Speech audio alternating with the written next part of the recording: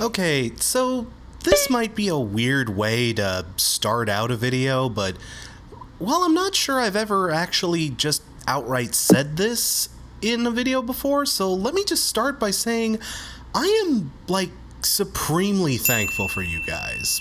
Seriously, no kidding. I often tell people I have one of the best fan bases in the business, and you know what? I really fucking mean that.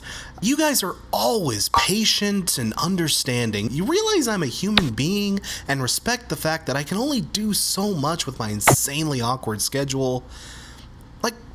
Look, I don't mean to get sappy, but I am so fucking grateful for that. I hope I'm not totally jinxing myself by just mentioning it, but if I've never flat out said it, thanks, guys, seriously. Thanks for being one of the best goddamn audiences a guy could ask for. Okay, let's not get too ass-kissy. Let's go ahead and get this train started.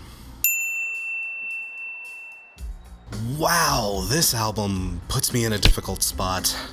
I've always carried a torch for this band, especially since, here in the States at least, their amazing body of work has gone so criminally underappreciated. I mean, hell, you can't even stream Phantom Power on Spotify here in the US. What kind of cruel bastard is responsible for that atrocity? The Hip are a band I've had an insane fondness for ever since high school. That's why it broke my heart so goddamn much to learn that Gordon Downey, the band's frontman, had developed terminal brain cancer earlier in the year. Without realizing it, this band has recorded their swan song, and with this album and this last trek across Canada, this is going to be their last hurrah. Which, by the way, the CBC will be streaming that last concert on their YouTube channel, August 20th, 8:30 p.m. For the love of God, don't miss it. In a year that has already had way too many legends leave us, we have to sit back and brace ourselves for this one next. And this album is the last chapter in one of the greatest musical tomes ever composed, and it's why saying I'm kinda on it hurts even more. Look, and before you light your torch and sharpen your pitchfork, I don't hate this album, not at all.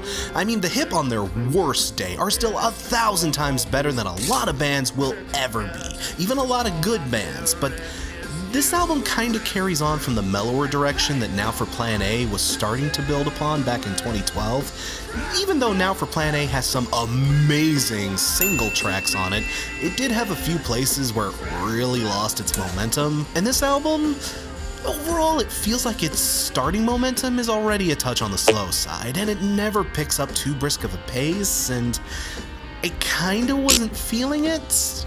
Again, don't misinterpret me. That doesn't mean this record doesn't have its standout moments. In a World Possessed by the Human Mind, What Blue, Here in the Dark, and The Closer Machine are all very strong. Even some of the slower moments like Great Soul and Ocean Next do stick with you. But if I were to say this album is another flawless masterpiece, the album opener, Man, is a little on the dull side, as are tracks like the somewhat meandering Insarnia and the loungy Tired as Fuck. Hell, when Tired as Fuck came out as a single last year, it actually had me a bit worried for this album. And even some of the tracks I do like lack a certain energy that other standout Hip releases have. Overall, that's my biggest guff with this album. It's a bit too humble, a bit too quiet, and a bit too laid back, especially since this is the last one we're getting, you know? But like I said in the beginning, this band's worst is still way better than most bands' best. And all that having been said, it's not like this album isn't still good. The mellower mood here feels like a deliberate artistic choice, as opposed to it just feeling like the band was lazy or phoning it in. I don't dislike parts of this album because it felt like the band didn't care. I dislike them simply because I'm not fully grown into the vibe they've created here. Or to put it another way, it's not you, it's me. Where Now for Plan A had some killer pieces, but wasn't a great whole overall, I feel like this album is a much greater whole, if not lacking a few strong pieces. Does that make any sense? It's an album that does gradually grow on you over time, but that grow is a bit of a slow crawl, at least it is for me. If I'm being honest, I wouldn't recommend this as a first exposure to the band. I say go with Fully Completely, Phantom Power, and Violet Light. Or hell, even their best of album, Your Favorites, is a great mixed bag of absolutely excellent songs. I would just hold off on this one until you're ready for it. Man Machine Poem gets 3.5 legends out of 5. Oh god damn it, I already feel like I was too harsh on the hip. Ugh. You know, for all my misgivings and difficulties with that album, you know, it's still not what I would call a disappointment necessarily. This is what I would call a disappointment. And you know what? This is coming from one of the biggest Red Hot Chili Peppers apologists you'll ever find. I have loved this band through thick and thin. I'm the guy who loves One Hot Minute. Hell, I'm the guy who loved I'm With You. Yeah, I said it. Y'all were too harsh on that album. Give it another spin sometime. I promise you, it's way better than you remember it. Hell, my love for that album was what made me excited for this one, but after I'd heard this one was going to be a shift away from the previous's thumpy, groove-laden kind of madness, I got worried. When I heard Danger Mouse was going to be the producer, I got scared, and when I finally heard the album, I got bored fucking silly. I don't mean to knock Danger Mouse. When he's in his element, he's a great producer. But the Red Hot Chili Peppers are a band who are way too lithe, bouncy, and energetic for him to properly wrangle. He doesn't know how to cater to these guys' strengths. He's out of his element here, and it shows. The same can be said for the band. These songs were written pretty much as a reaction to the negative reception I'm With You got, unjustifiably in my opinion. And what does that mean? Well, whereas the last album had really big, jumping, thrusting centerpieces like Monarchy of Roses, Factory of Faith, and Look Around, this album has oh man, these songs never get the fucking let out. This album kinda has Man Machine Poem's problem, and it has trouble getting its momentum going, but on that album, the slower pace feels much more deliberate, like it was an artistic choice made because the band felt like it was the best way to convey their album's overall theme. On this record though, it feels more like, I don't know, let's do some smooth jazz or something, I guess. This album crawls along with drudging, thumb-twiddling odes to nothing, and it almost never breaks out of the mid-tempo doldrums. I mean, in some places, it stands out as okay. Dark Necessities is definitely the best cut out of that album. Encore is a lovely slower jam, and this Ticonderoga does have a teensy burst of energy that I was so craving. That's about all you're getting here, guys, and this album's long, too. It feels like the guys were going for a 70s funk and soul vibe here, which I know for the Peppers sounds like a perfect fit, right? But usually the guys excel by adding dashes of rock and punk to that formula, to add spice and variety to the sound, to help make it their own. Here, that usual dash is very largely absent, and these guys just kind of sound like they're trying to rip off Curtis Mayfield. And look, as much as I love Anthony Kiedis, he's no Curtis Mayfield. And for that matter, neither is Josh Klinghoffer. I felt like Klinghoffer's sort of restrained presence on I'm With You was simply due to the fact that he was the new guy trying to settle in, but on this album, I'm starting to wonder if he's not being so much restrained as he is just flat out not being. Maybe I just really miss Prashanti, but Klinghoffer does not bring the riffs, the solos, the melodies to help give this thing a leg to stand on.